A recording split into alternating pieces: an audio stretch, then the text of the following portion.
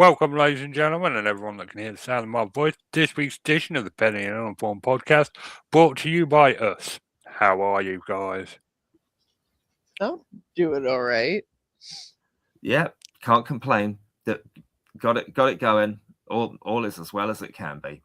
Had a lovely day out today at Dover Castle with because one of my kids is doing exams next week, and so we took a visit there, and it was great. We had a great time. Had a lot of fun, and it's all good. Nice. Only as we were driving. Sorry, just quick. As we were driving, I saw my car was struggling to connect to my phone, and I'm like, shit. Even if I left it in the boot, the trunk, it should be connecting, and it wasn't. And I'm like, oh man, what have I done with it? Where's my damn phone? And I'd left it in the supermarket where we got our lunch, and they answered the phone when Hannah phoned it, and they kept it, and blah blah. And we picked it up on the way home. Good. What a wonderful story. Otherwise, I'd have pictures to show you, but I don't. I'm glad that it had a happy ending, you know. Yeah. Someone didn't steal it and spend loads of money on PayPal or whatever. You don't have an authenticator for it? For a PayPal account? I've got 3-factor authentication with PayPal. I'm not even kidding. I'm very paranoid about that. Wow. Well, we have. I don't know. I have some security things in place, but probably not enough.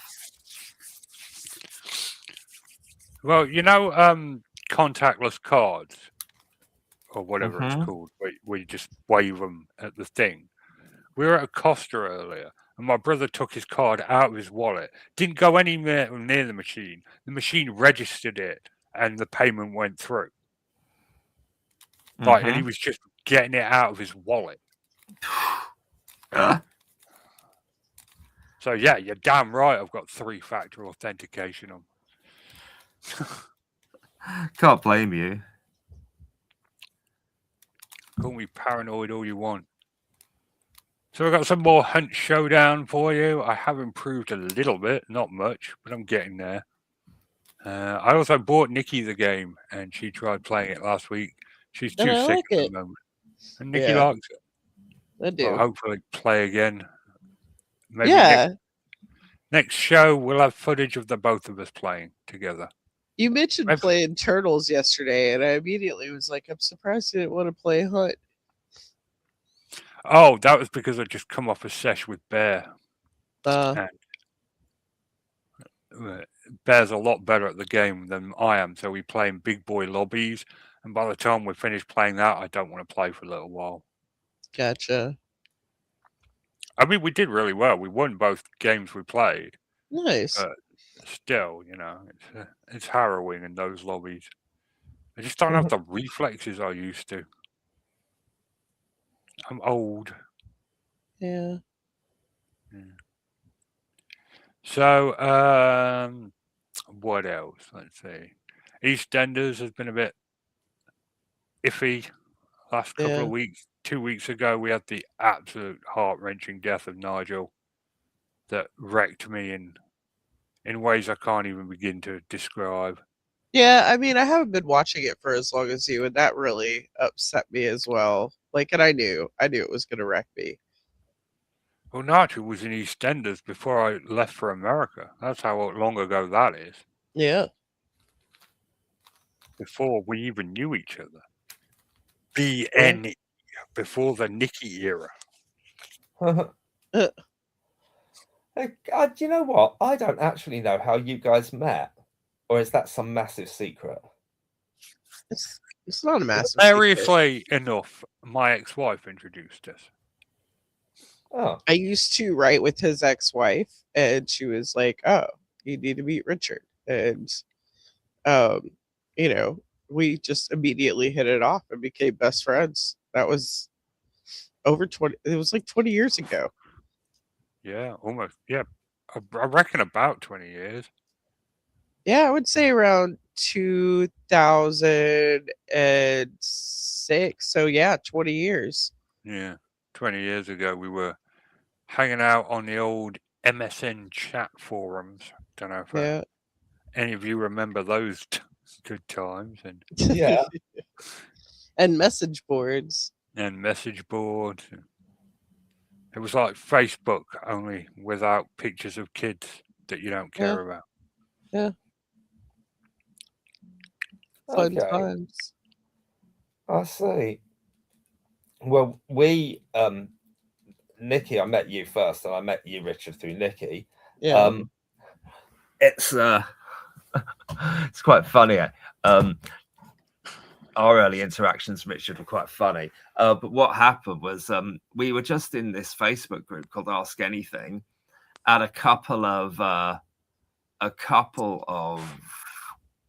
your questions I found quite interesting, and I answered. And in my sort of innocence and naivety back as I was a little, I'd like to think I've grown a fair bit in the last 5 years. But whenever it was probably about 5 years ago, Nikki, wasn't it? Yeah, about.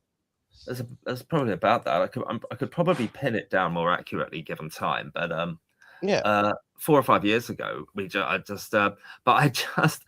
all innocently and naively, I bundled into your DMs just with all this stuff about video gaming because your question was about video gaming. I said, "Oh, hi, I'm Tom. I really like video gaming. Look, this is my consoles, and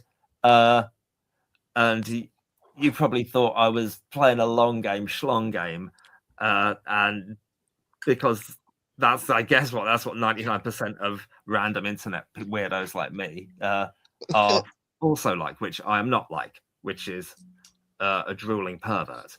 And then I think you said to Richard, "I've met this guy. Oh, what, another slime bag?" And you're like, "No, actually, I think he might be okay." And then Richard started messaging me, but all I ever kept saying was, "I'm busy working," and I was.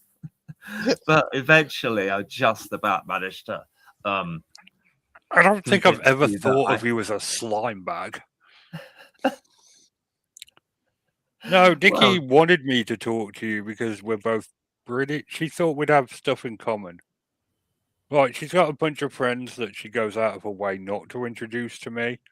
But she was very clear about me and you connecting, which, to be fair, she was right. I mean, yeah, I get on with you. Every friend she's introduced to me with, I get along with. Mostly. We have our ups and downs with some of them, and one of them blocked me and never spoke to me again. But that was her fault, honestly. Yeah. She should have asked you your opinion on something if she didn't actually want it. Yeah, and that was it. Oh. But no, I get along with you, Tom. I've met you in real life. I've got loads of internet friends I've never met in real life. Pardon? I've got loads of internet friends I've never met in real life. So, you're well, it's just really you, Nikki, and Kevin thinking about it. Yeah. Oh, and my ex-wife. You think I've met a handful. I've met you, Richard. I have met my from Ask Anything, somebody called Beth, and I've met Beth's partner, and they're lovely. That was quite recent. I've met somebody called Sinead. I've met Gemma and her lovely husband Anthony and their 2 kids. We've met a couple of times. I met a guy called Gary not from Ask Anything. He's one of the few from somewhere else. He was from a video gaming group, and we met. We posted in the group and posted that we've met, and that picture went down really well, as you'd hope. So that was cool. Is that everybody? I think it might be. It feels like everybody. I'm hoping to meet somebody called Megan also from Ask Anything in in a couple of months. That may or may not work out. I'm not sure, but I'm hoping it will. And Nikki, we're hoping to meet and do Alton Towers, hopefully sometime next year. Yeah. I've met a shit ton of my friends online. We had every intention of meeting you this year, Tom, until the plan changed to like me driving for 4 or 5 hours, and I was like, no. Yeah, sorry. It's just hard time of year because it was just a tough time of year. With one of our kids got these exams coming up that I mentioned.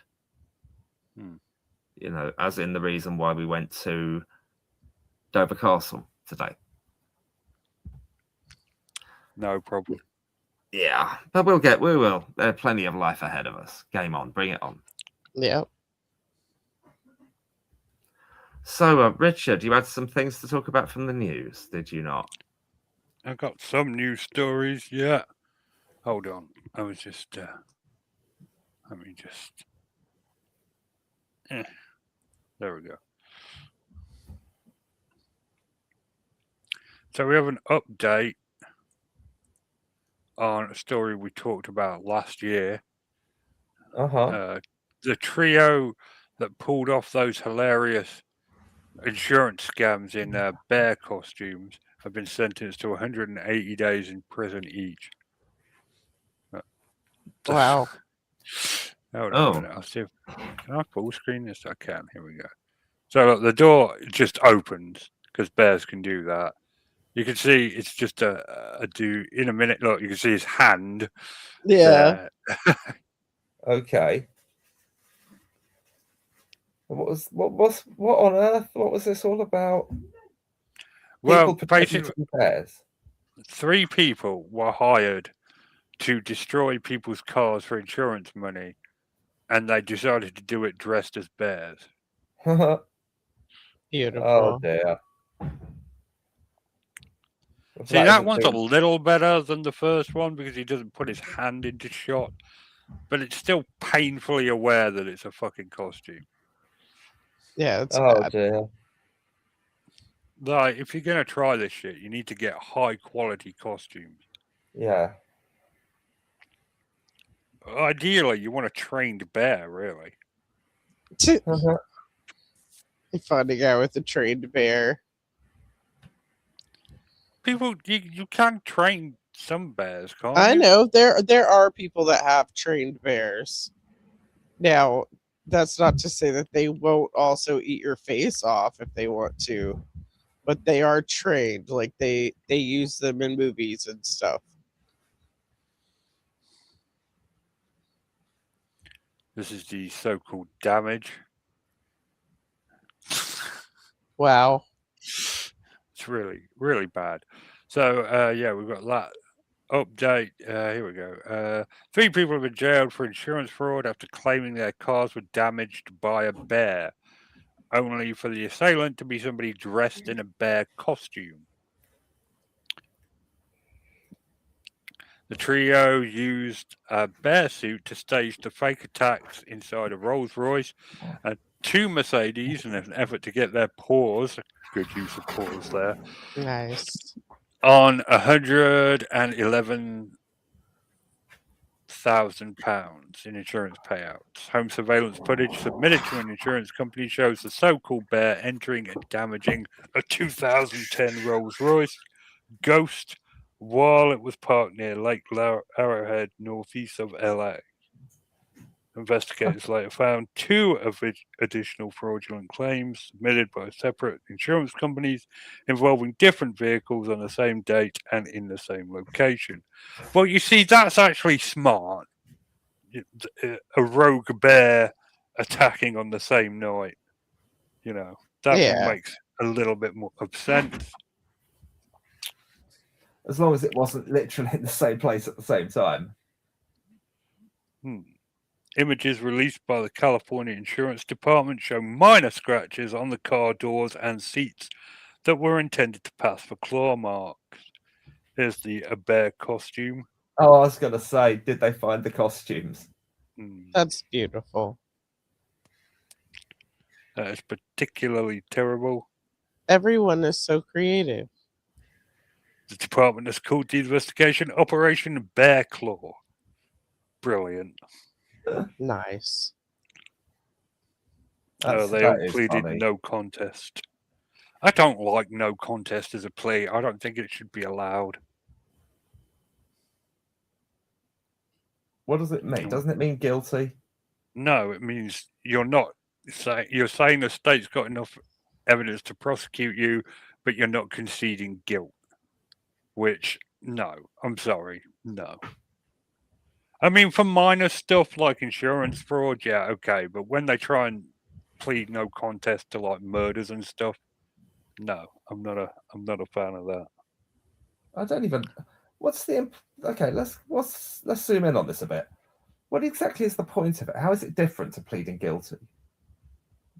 You don't have to go through a trial. Basically, it's kind of like saying you guys have enough proof to absolutely bury me with a jury, but I don't want to say I'm guilty or not guilty. You know, I don't want to plead guilty. I also, you know, basically like you got me, but I don't want to go through a trial and I don't want to go through all of this crap. So yeah. Okay. So you're not contesting the charges? Yeah. Yeah. No contest. Yeah, sure. But if you pleaded guilty, there wouldn't be a trial, would there? No, but also they would probably smack you with harder whatevers because you just came out and said it. I think it's just a way of I don't know. I don't know if there's like smaller charges with a no contest or, you know. No, you plead to the charge. It's hold on a minute. Gabby sent me probably a detailed. Yes, I love Gabby for this. Oh no, she hasn't. She sent me a news story. Oh, Gabby, what are you doing? It's a rhino throwing a temper tantrum. That's beautiful. Rhinos are adorable. We see it, and at first everything seems fine, and then suddenly she's big mad. Oh, yep. Oh, damn.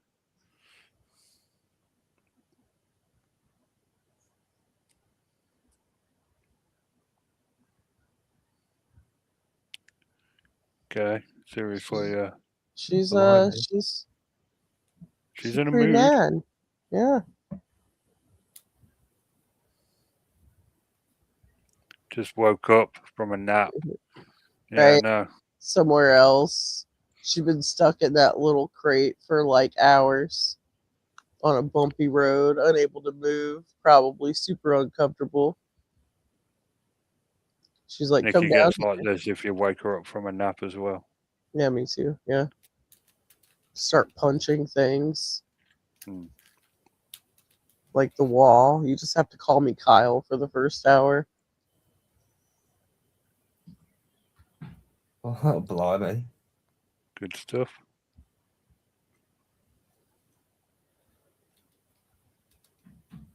So I had a couple of interesting things I was going to talk about. Well, I think relatively interesting. Yep, go for it. First of all, just quickly, sports. Why do any of us ever bother being sports fans? It's a miserable, grueling existence, isn't it? Rooting that your team will win when they almost always don't. Or even if they win a couple of games, do they ever win any silverware? Or, you know, whether you're supporting an individual or whether you're supporting a team or something. It's so, I don't know, they're like supporting England in football. The World Cup is coming up and it just always ends up in disappointment. We haven't won it in my lifetime. We haven't won a European title in my lifetime or any of ours.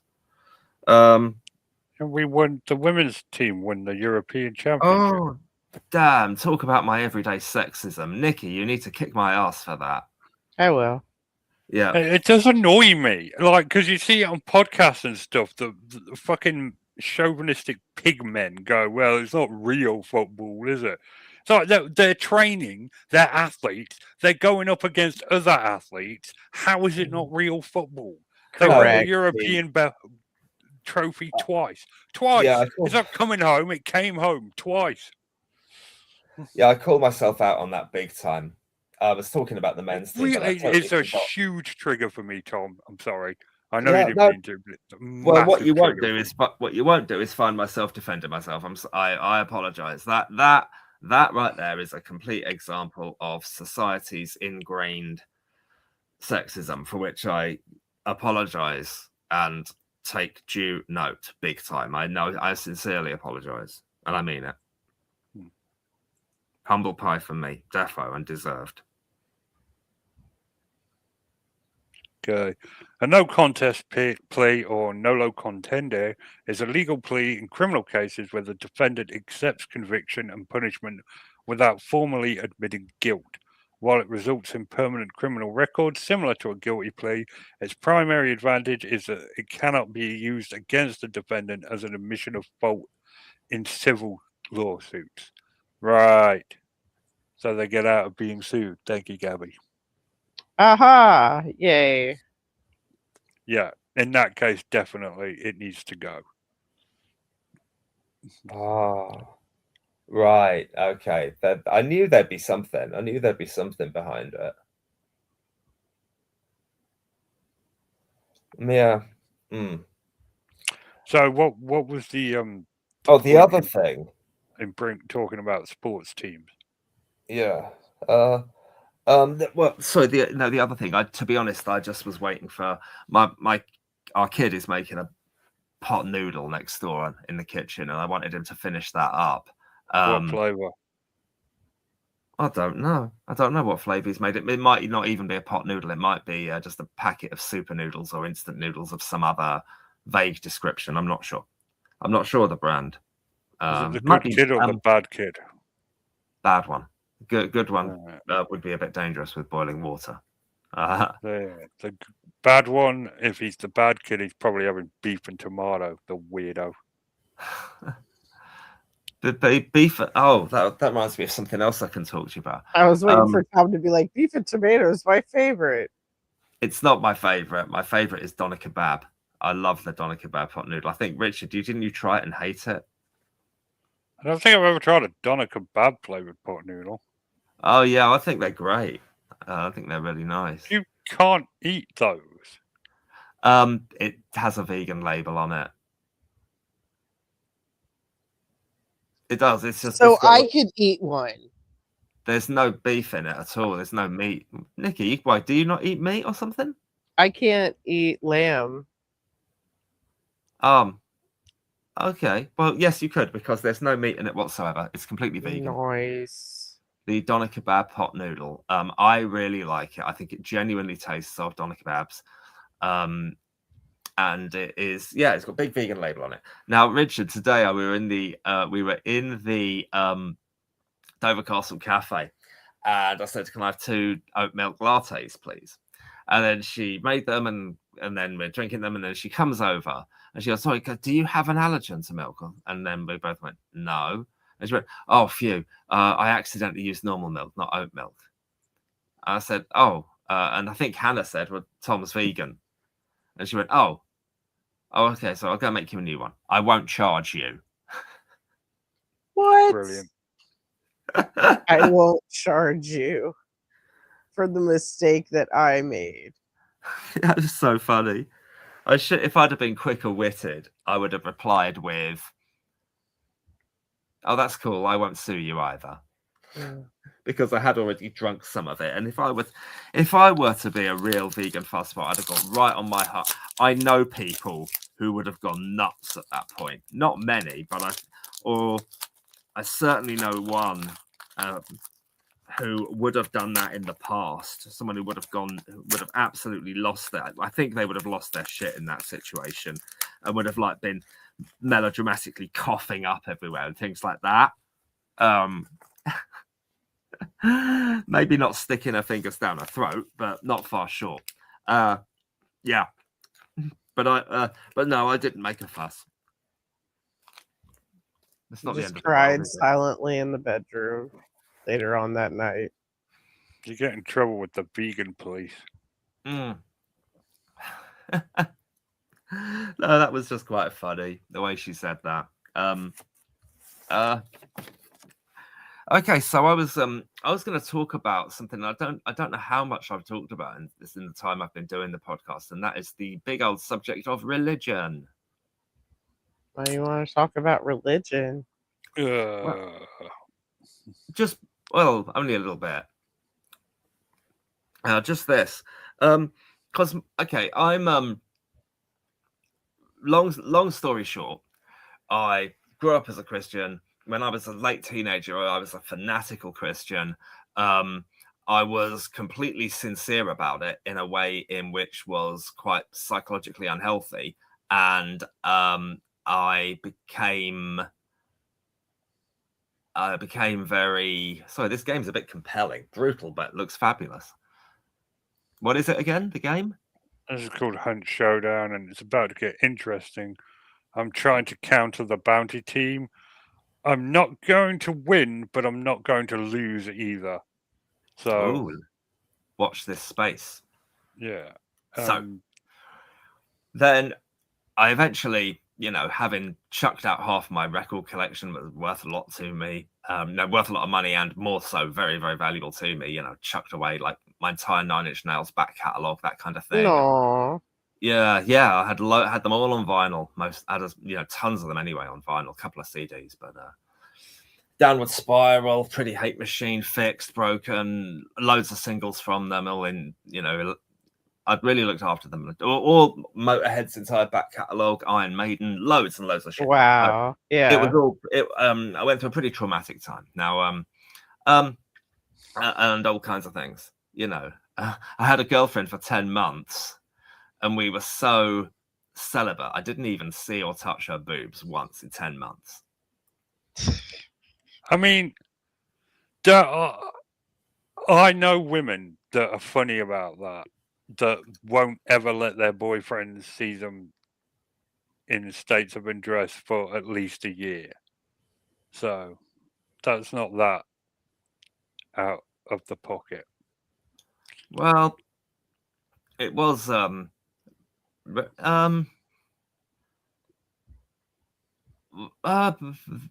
why did they do that? Is there like a spiritual reason behind it, or an emotional one, or self-conscious?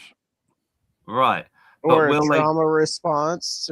For me, I've never had sex with someone I didn't know for at least 2 years. More as a trauma response. My first boyfriend had to wait like 3 months before I let him even kiss me. I used to not be able to like really hold hands, and that was all trauma responses. Yeah. And what's more traumatic than being told your whole life that these physical forms of connection are going to send you to hell? Well, there you have it. I would my girl, I wasn't gonna. I didn't really anticipate the conversation taking this turn, but let's stay with it for sure. We were just trying to be really, really well behaved and completely suppress that part of ourselves. Yeah. I did not masturbate once during that 10 months either. We were good at gold. We were absolutely angelic, but it was very, very unnatural. And actually, it caused me immense amounts of physical pain. Literally, like we'd kiss and cuddle for like 2 or 3 hours, but never go further. And my body's response to that was, I am not at all happy with you doing this. Right. And then you're also not masturbating. So you're probably having a lot of night emissions because your body is going to do its thing. It's the only time in my life I ever have. Yep. Was exactly that. It's the only wet dreams. It's the only time in my entire life I've ever had wet dreams was when I was that during that relationship. Well, at a certain point in a male's life, like, and I'm not like, if anybody is younger, doesn't know, I'm not saying that blue balls is real or that you need to let your dude do whatever he wants to. What I'm saying is at a certain point in puberty, men do need to release that stuff. And if they don't do it manually, they will do it in their sleep. Because it is something that you need to do, like for your own physical well-being. Agree with you 100%. Blue balls is real. I know it. I felt it. I was going to the doctor about it and trying to explain about it, and I had these many doctors, doctor appointments to talk to the guy about what that it was hurting and why, and he was trying to get me to see that I was completely leading my body on and then doing absolutely nothing with it, and its response was one of physical pain. Yeah. I know exactly what you're talking about. Yep. Yeah, well, it's not, but strangely enough, all the other Christian couples didn't seem to have this problem. That's because they were probably engaging in other things like the poop hole loophole. Oh my days! I've not heard it called that. I have heard it said that Christians specialize in oral sex. Wait, what was the Mormon one? Soaking. Yeah, soaking. Didn't you tell us all about that, Nikki? I don't remember. No, I don't. God, that almost sounds autobiographical. No, I'm pretty sure, Nikki. I think, or it was probably me. Soaking is like a thing that I've heard of before, and was like, "This is crazy." Just have sex. Like, just have sex. Well, it's a loophole. It's trying to get through loopholes, isn't it? Yeah. Anyway, it's so I've heard. Yeah. So anyway, yeah, totally. Oh man, and it's so unhealthy physically and emotionally on so many levels. So many Christian couples get wait, there's a table I've got to show you. This is going to be hard to find. I'm going to need to go way back into my media history. This is a survey of asking women certain key questions who go to church. Okay, I need to dig this one out. This needs shown on our screen. I'm going to go. My friend who sent it to me. I'm going to media history. This was a long time ago. This is going to take some finding. But I wouldn't have known what you were talking about before, Nikki. I love that. You wouldn't have known. I'm glad that I've educated you guys in these things. On what? Soaking and the poop hole loophole? Oh, no, on blue balls. Because you said you were in physical pain, and I know exactly what that feels like. Yeah. Right. So I need to find this thing. It's a table. All right. While Tom does this, I'm going to show. Oh wait, I got it. For share with you guys. Right. Okay. I don't know if it's work because things don't always work that well through WhatsApp. There it is. So yeah, this is. Well, anyway, it's probably not one for the show. It's a complicated thing to digest, but it talks about like really unhealthy attitudes and opinions towards sex that have caused such massive problems within the church.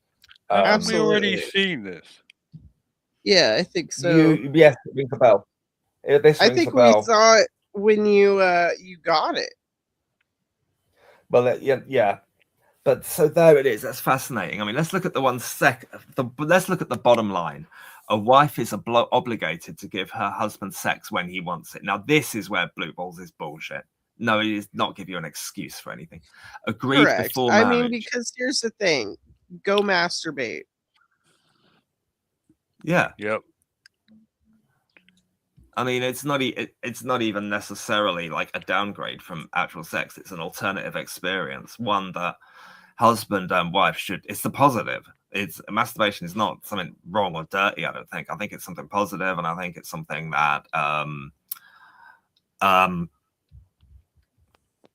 does no harm and does good and is healthy for both people in a couple to do independently of wonderful sex that they also have. I mean, that's my opinion on it. Yet here, so let's look at the bottom. A wife is obliged to give her husband sex when he wants it,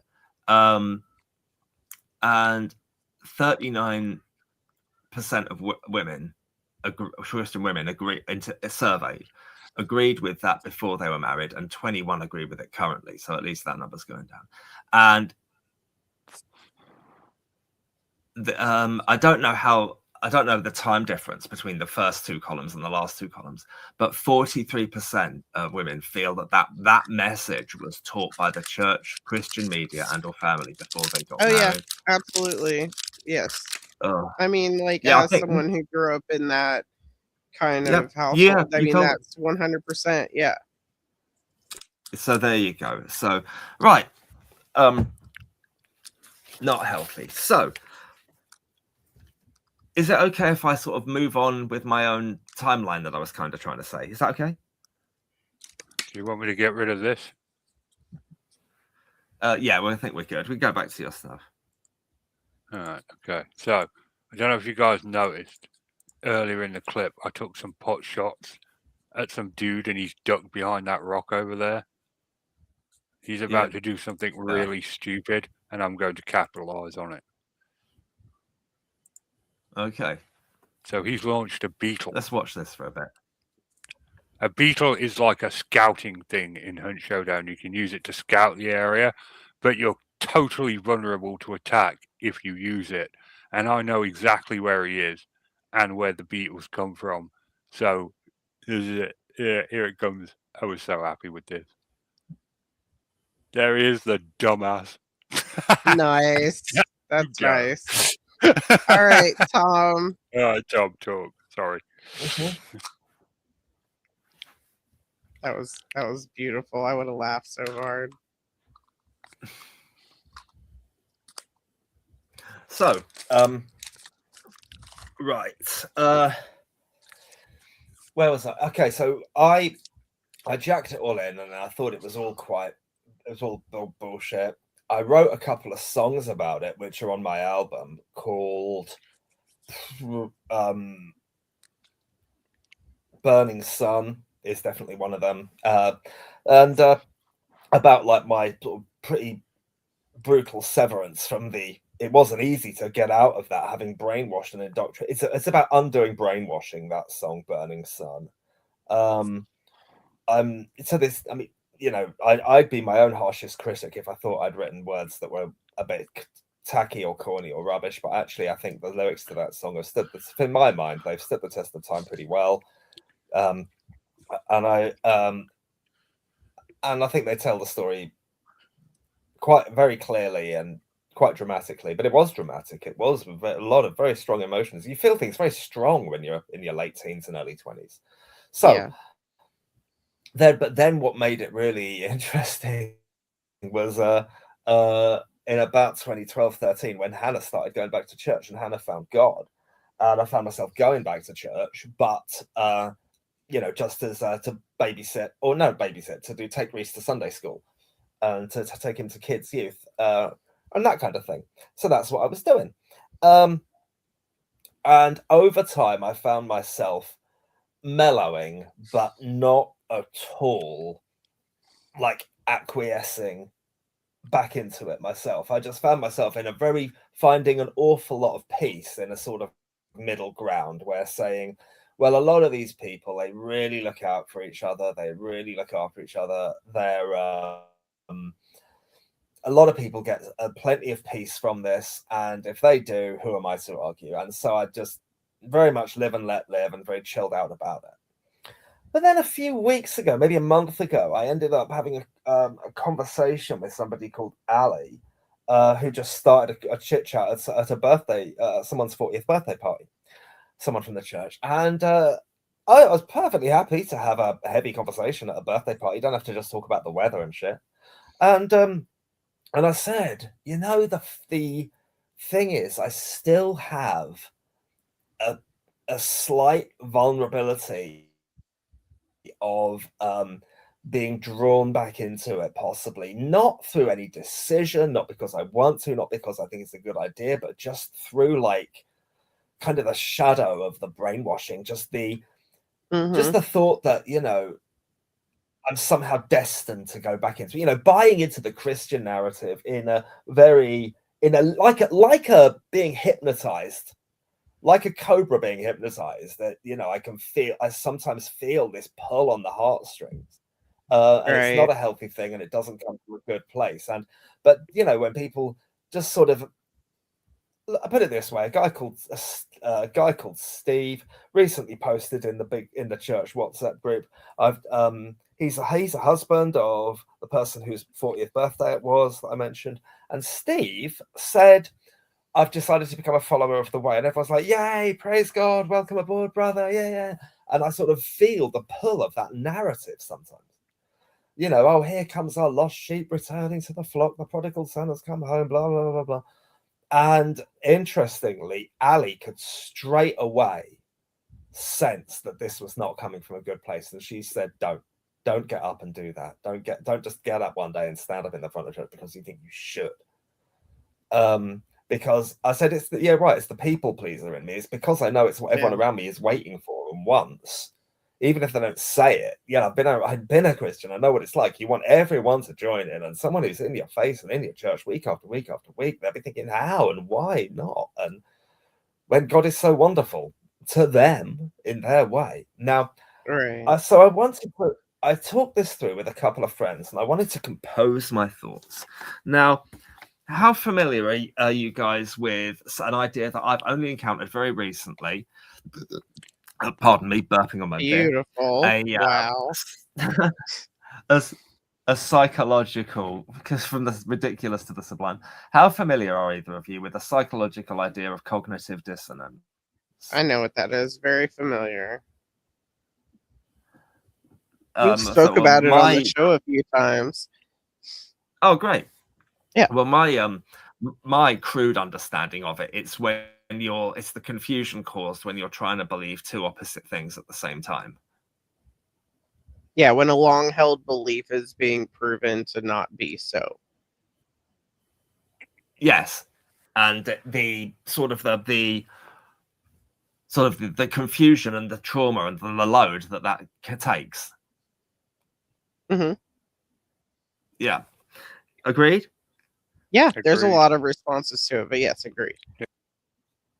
Okay, so what I boiled my thoughts down to would be, I would really, really struggle to ever be a Christian again, because I'd be trying to believe opposite things at the same time, in a way that could be slightly reminiscent of cognitive dissonance. But anyway, so on one hand, the Christian belief, no one comes to the Father except through me. Jesus said that. Whereas what I want to believe is that everyone is free to choose their own path. Christian belief, Jesus is the light of the world. But I have a deeply held belief that no one faith has a monopoly on the truth. Not one single religion is completely right at the expense of all others. I just cannot believe it. It's unconscionable. Okay, another one. Going back to what we were talking about earlier, guys. Chastity is virtuous. Whereas, no, sexual harm is where the hurt is. Disrespect, unfaithfulness, irresponsibility, and rape. That kind of thing. And actually, the harm is see that table, see all the statements on the left. That's a hell of a lot of harm there, right, Nikki? Yeah. So another one. Good works are nothing compared to salvation through Jesus Christ. And whereas I think love and kindness make the world go round, I think there's a huge amount of value in when people are kind to me. It means a lot. I believe that even Jesus said that, first thing first, love your neighbor as you do yourself. They didn't mean the person living next to you. They mean, or not yourself, but as God loved the church, which means you're supposed to love everyone to a selfless extent. Great. Bring it on. Right. Well, that's the main commandment. That's the number one commandment of the Christian Bible, is to love your neighbor as God loved the church. Yeah. And but if to be a Christian, that's not enough. I mean, you need to I know, like, have a relationship with God and profess. Yeah. Go on. Right, profess your sins. I'm just saying that, there's a way to like love Jesus and also not ascribe to modern day indoctrination.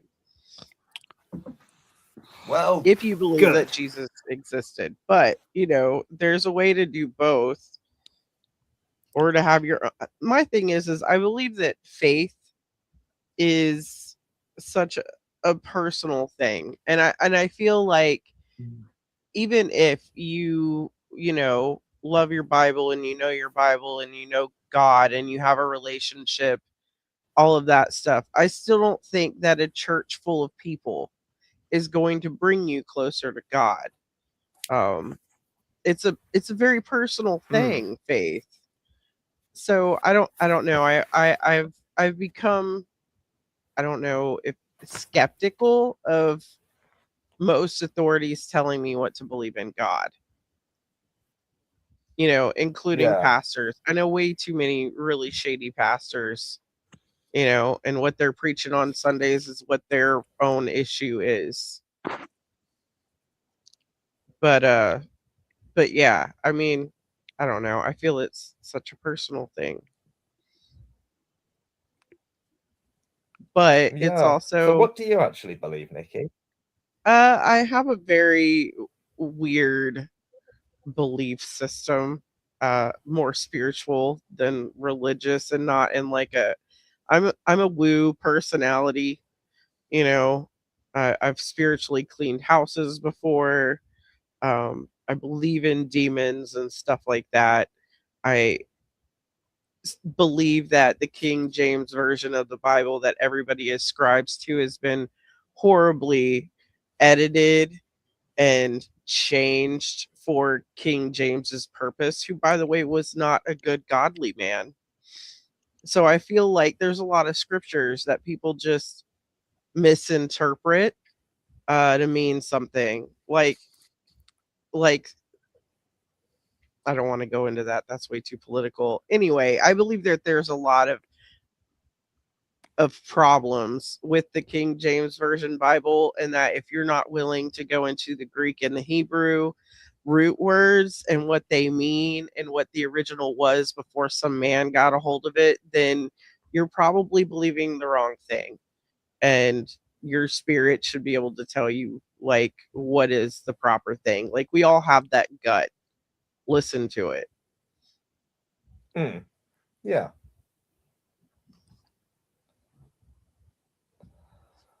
Oh, well, yeah. I mean, for me, so much of my sense of right and wrong is tied up in my conscience, and just like saying, well, hang on, what is the right thing to do here? What is the wrong thing to do here? And trying to do the right thing as often as possible. You can't do it always, 100% of the time. Like sometimes when I'm giving Reese his bath and his good night routine, sometimes I just cannot be bothered to get out a story and read to him. I did today, I did yesterday, but every single day, no, not always, because you're tired by 8:30 at night, yeah. But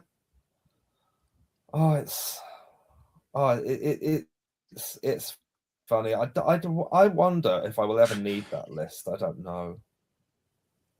That T diagram that I wrote. But if anyone ever asks, next time somebody asks me why I'm not a Christian, that's definitely the angle I'll take, is I would be forced to believe opposite things at the same time. Yeah, I mean, and that's. Words, it goes against. Go on. No, I'm agreeing with you. And that's viable. Like, that's perfectly valid. That is a valid explanation. And don't feel like you need to explain any more in depth. Like, if I believed in Christianity, I would have to have a belief in two conflicting, things, for too many things for it to make sense to me. Like, and you don't have to explain what those are. No is a complete sentence as well. Just don't give in to that feeling of like, we'll only accept you fully if they're a good person, they'll accept you because you're a good person. If they're Christian, quote unquote, and they're holding back because you're not a Christian, then they're not for you. Because Christians will accept you no matter who you are or what you believe, as long as you're a decent person, and you are. I try. Thanks. Cheers, Trousers.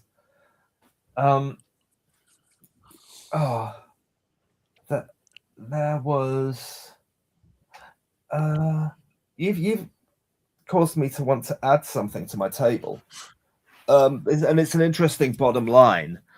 One of the biggest things is I just wouldn't want to be where that person is stood opposite me, talking to me, exactly where Ali was. I would not want to be stood where Ali is, trying to convert people instead of instead of letting them just leaving them be and living their life. The bottom line is I just don't want to be stood where you are, feeling like you are, thinking what you're thinking, and having to do what you're doing. Right. Trying to persuade people at where I am. Which is quite that. Did I just come out with that? That's more intelligent than I'm normally capable of being. I'll take that one, I think. I like that, Gabby. If I go to church again, I'll have to keep that in mind. Because sometimes people will invite me, and I will go. So, yeah, go to church to save the rest of them from Satan. I mean, yeah.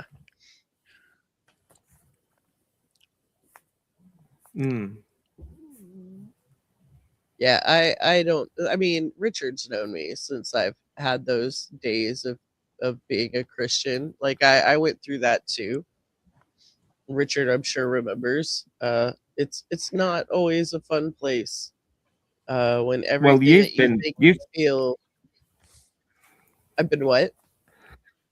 You've talked to me a fair bit about this during your journey. I mean, what you believe now is very different to what you believed when we met 4 or 5 years ago.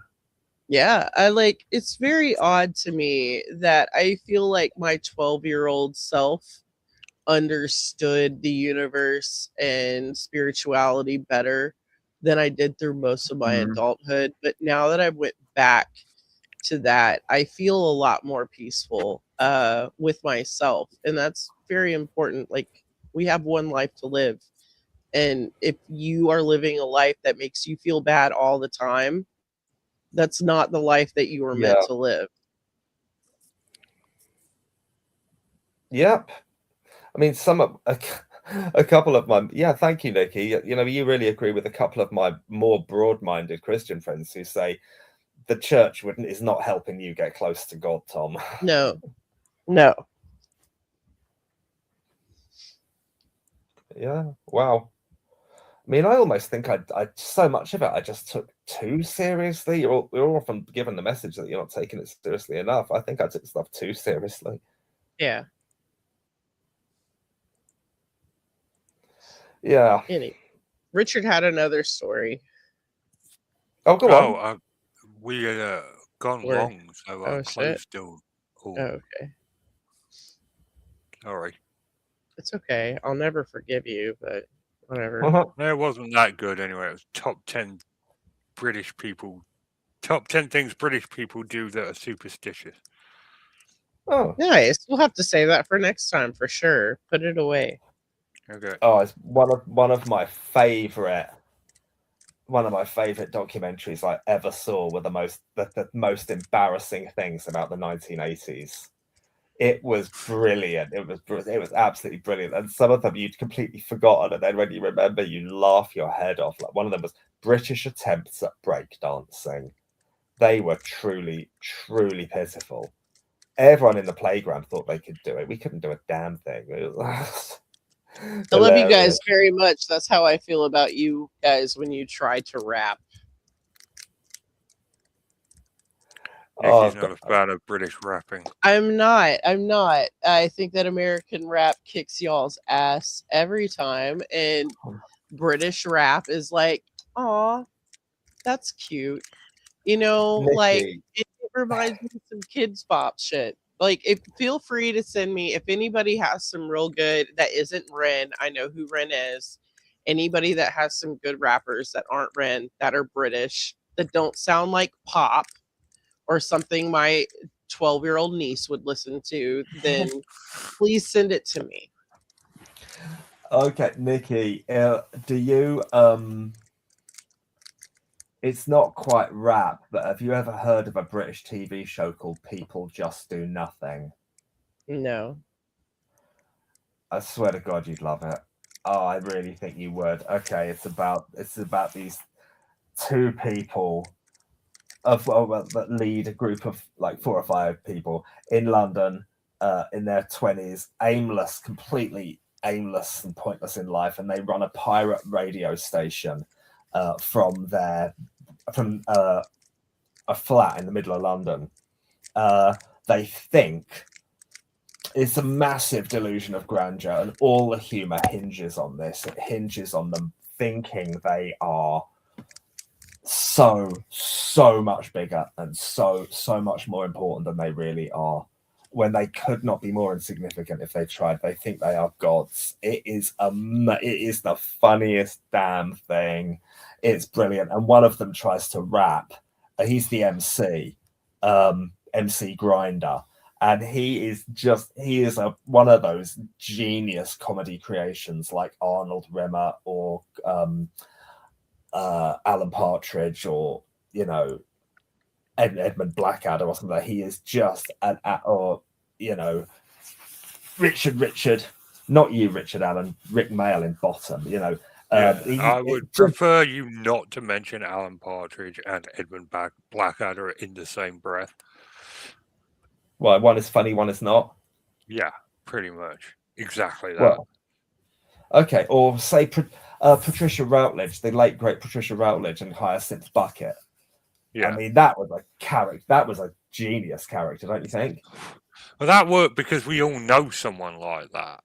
Well, yes, yes, absolutely. That's what they do. The best characters are characters people that everyone knows. There's one in every friend group. Everyone knows that person. Harry Enfield was really good at it. Oh yeah. They were loads of money. Tory boy. There was the slobs. It was really, you'd never get the Scousers. You'd never get away with a lot of it now.